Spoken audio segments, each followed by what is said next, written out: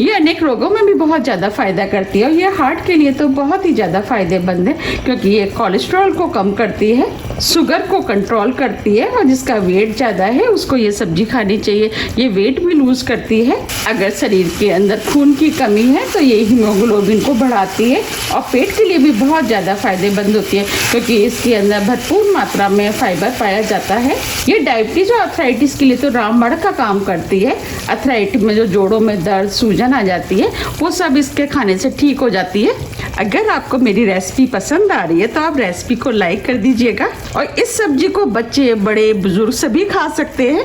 2 minute करीब हो गए हैं। अब यह मेथी भी मसाले में अच्छे से भुन गई है। ये हमने 1 कप पानी लिया है, वो हम डाल देते हैं। पानी को मिक्स कर देते हैं। अब हम सब्जी को ढक देते हैं और मीडियम फ्लेम पे 3 से 4 मिनट के लिए पकने देते हैं, जिससे कि मेथी के अंदर सभी मसालों का फ्लेवर अच्छे से आ जाए। 4 मिनट करीब हो गए हैं। अब ये सब्जी बनके तैयार हो गई है।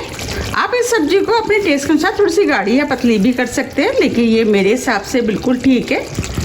और इस सब्जी को कई तरीके से बनाया जाता है। अगर आप मेरे तरीके से बनाएंगे तो ये सब्जी बिल्कुल भी कड़वी नहीं बनेगी, बहुत ही ज़्यादा टेस्टी बनके तैयार होएगी। अब हम इसके अंदर 1/4 टीस्पून गरम मसाला डाल देते हैं, थोड़ा सा हरा धनिया,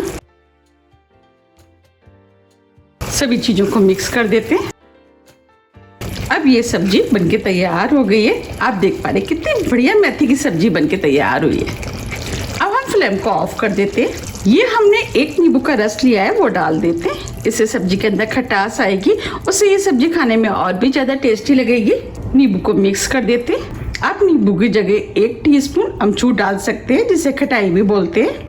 देखिए सब्जी का कलर कितना सुंदर आया है और ये सब्जी देखने में कितनी सुंदर लग रही है और ये खाने में भी टेस्टी लगती है। अब हम सब्जी को सर्व कर लेते हैं। आप देख पा रहे कितनी बढ़िया मेथी दाने की सब्जी बनके तैयार हुई है।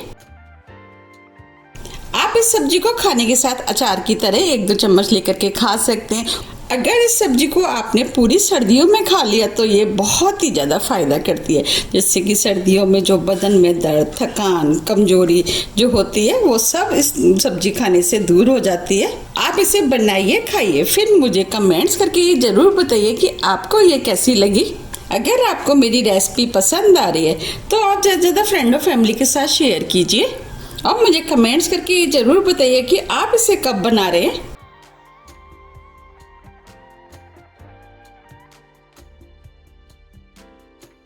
आप इस सब्जी को स्टोर करके फ्रीज में 6 से 7 दिन के लिए रख सकते हैं और जब भी आपको खानी है आप निकाल करके खा सकते हैं।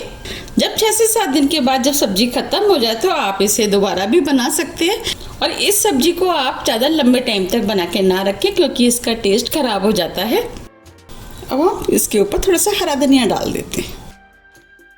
अगर आपको मेरी रेसिपी थोड़ी भी पसंद आती है तो रेसिपी को लाइक कीजिए, चैनल को सब्सक्राइब कीजिए और ज़्यादा से ज़्यादा शेयर कीजिए। अब हम फिर मिलते हैं इसी तरह की टेस्टी रेसिपी के साथ। जब तक के लिए नमस्कार।